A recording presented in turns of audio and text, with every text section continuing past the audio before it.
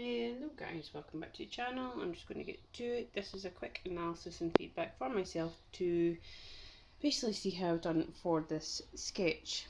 This hasn't gone to plan at all, to be honest, and I'm just going to write it off as a learning experience of basically observe, watch for proportions, watch for ratios, and yeah, some days are going to be great, some days are going to be okay.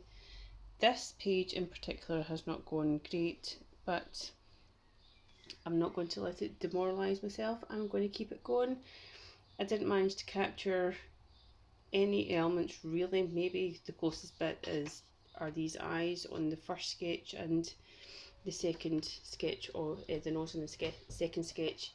That's really probably about it. The rest of them didn't really, the shape of the face didn't work out either in the third one. But as I've said in my notes, try next time. Not every page is going to be your best. And this has proven the point where even if you have been sketching and practicing for a few weeks, few months, it might just be you're tired that 5 minutes, or it's just not going to be your day. And this is that page for me. Anywho, I'll keep going. Thanks guys.